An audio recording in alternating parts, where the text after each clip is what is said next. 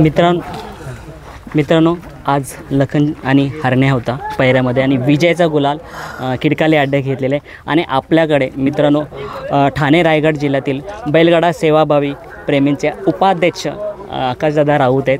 दादा सर्वप्रथम नमस्कार.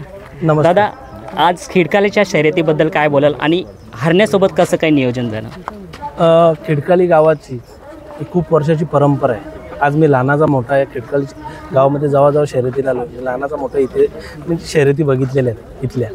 आज आपलं नाव होतं आठगोंड्यावर नाव होतं. त्याच्यामध्ये माझा लखन जो संभाजीनगरचा लखन आहे तो आणि आपले हेमंत फुलोरे दॉर्लीवाले आपले बबलू शेठ त्यांचा हरण्या ही गाडी आपली पळणार होती. पण त्याच्यानंतर आपल्यावर नाव फिरवलं ते तोंडरेवाल्यांनी नाव फिरवल्यानंतर हे अर्धगोंड्यावर नाव फिरवल्यावर आपल्याला गुलालाला महत्त्व आहे, पैशाला महत्त्व नाही. त्यानंतर चांगली अशी शर्यत झाली, आपण शर्यत विन झाली. दादा लखनचा तिथे घाटावरती खूप नाव आहे, स्पीडला म्हणजे कमी वेळात त्यांच्या दावणीला आल्यापासून नाव केलं. तसंच आपलं हेमंत फुलोरे दादांचा सर्वांनाच माहिती आहे त्याच्यासुद्धा स्पीड.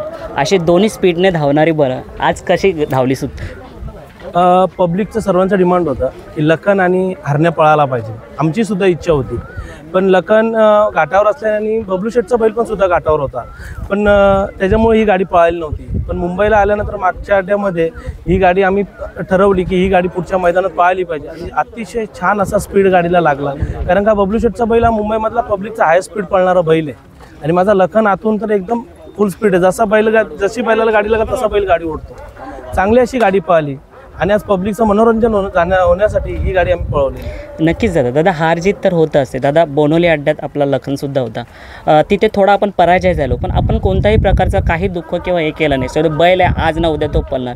कारण का सर्वांना माहिती होतं की लखन कसा बैल आहे आणि आज त्यांनी लगेच एक दिवस आड आपल्या खिडकालीत विजयाचा गुलाल घेतला. काय बोलाल दादा? काय झालं होतं त्या दिवशी जी पहिली शर्यत आपली पराभव झाली ती थोड्या ड्रायव्हरच्या चुकीमुळे पराभव झाली.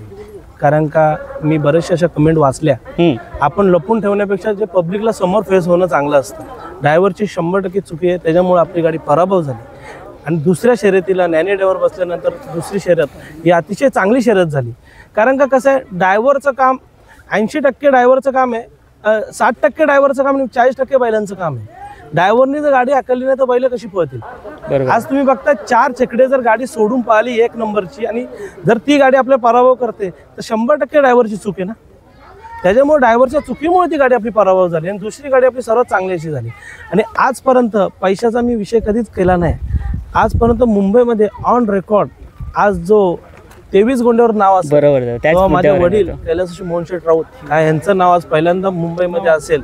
कारण का सर्वजण व्हॉट्सअपवर लोक कितीही नाव देतात पण जो अलाउन्सिंग करून जो नाव असतो स्टेजवर त्याला सर्वात महत्त्व असतं. मुंबईमध्ये सर्वप्रथम आमचं नाव असेल ते 23 गोंड्यावर आमचं नाव असेल. दादा लखन तुमच्या नावाच्या नियोजनाखाली कसं काय नियोजन झालं ते म्हणजे कसं काय ठरवलं? मागच्याही अड्ड्यात बैल आला होता उसाटण्याला. जे सर्जेराव शेठ आहेत ते आमचे चांगले मित्र आहेत.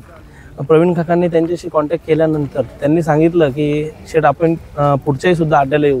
पण बैला घाटावर असल्याने साताऱ्याला असल्याने बैलाला 2-4 मैदान होती. ती खेळल्यानंतर बैल आपल्याकडे येणार होता. 31 तारखेचं जो बोनिवलीचं मैदान होतं त्या मैदानाला आपण नियोजन सर्व बैलाचं केलं होतं. त्यानंतर आदल्या दिवशी बैलांनी घाटावरची फायनल मारल्यानंतर बैल त्या दिवशी आपल्या घरी आला.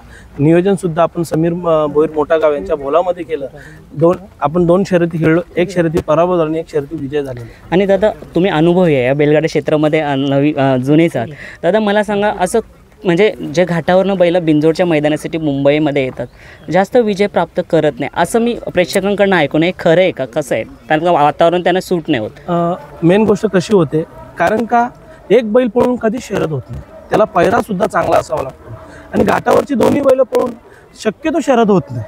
कारण का मुंबईचा बैल जर असला पब्लिकचा किंवा आतला कारण मुंबईचा पब्लिकचा बैल असला घाटावरचा आतला बैल 100% शर्यत होणार. कारण का मुंबईच्या बैलाला पब्लिकची सवय झालेली असते.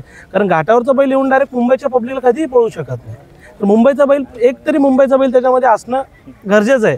कारण का तुम्ही बघता आज लखनमध्ये आज बबलू शेठचा बैल होता. मुंबईचा ठाम आहे बैल पब्लिकचा पळणार. त्याच्यामुळे आपला विजय प्राप्त झाला. नक्कीच दादा. आणि मुंबईचा बैल घाटावरच्या बैलांमध्ये असणं गरजेचंच आहे. दादा आता आपल्या मुंबईमध्ये 3 फेऱ्यांचं मैदान कदाचित कन्फर्म आहे 9 9 जूनला होणार आहे, साईराज दादांनी ठेवलेलं आहे.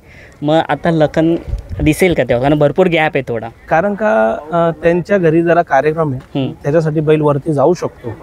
पण आमचं असं बोलणं आहे की जोपर्यंत पाऊस पडत नाही तोपर्यंत बैल हा मुंबईलाच राहील. पण जर त्यांच्या घरी प्रोग्राम असल्याने तो बैलसुद्धा घाटावर जाऊ शकतो ज्या संभाजीनगरला. त्यासाठी बघू, जर असेल तर मैदान असेल तर त्यांना आपण बोलूया की मैदान आहे मुंबईमध्ये मोठं, तर पळूया लखन.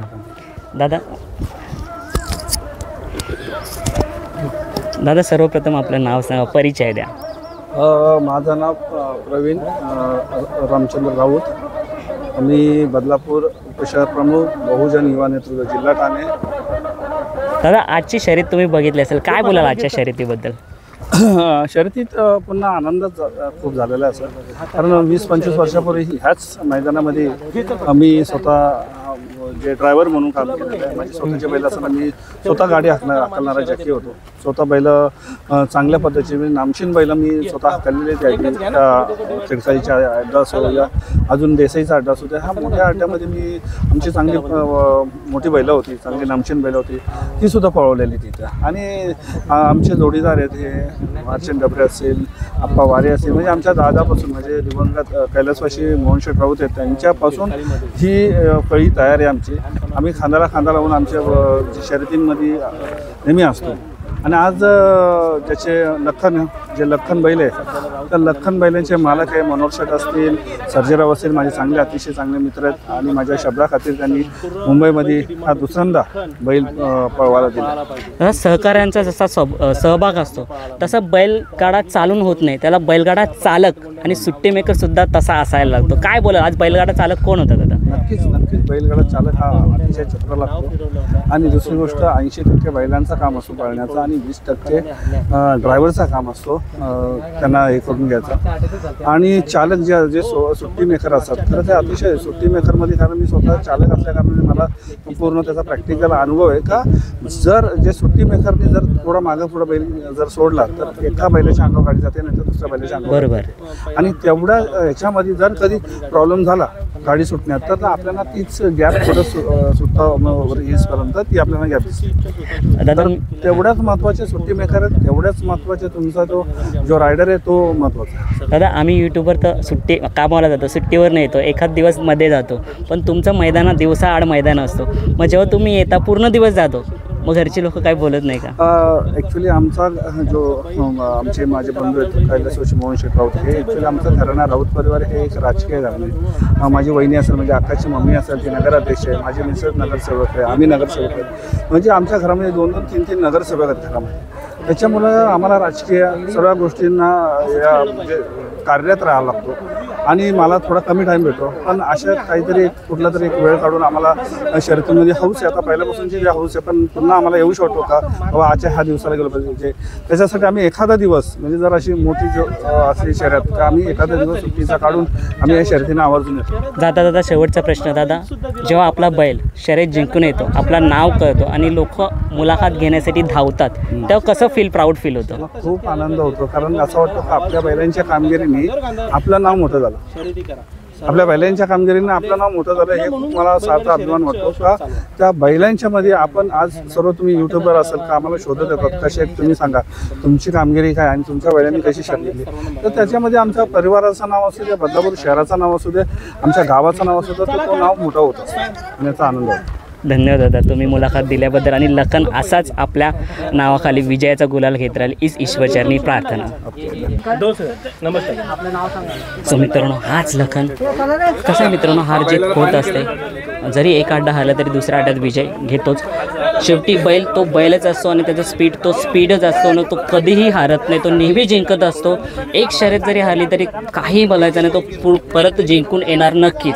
पण लखनची कारकिर्दी सर्वांना माहितीच आहे आणि पाहू शकता आज कसा गुलाल घेतला आहे आपल्या लखन आणि हेमंतदादा फुलोरे यांचा हरण्याने. सो मित्रांनो नक्कीच मुलाखती येत राहतील आणि चांगल्या चांगल्या मुलाखती येत असतील. आपल्या चॅनलला लाईक शेअर सबस्क्राईब आणि कमेंट करायला विसरू नका दादा.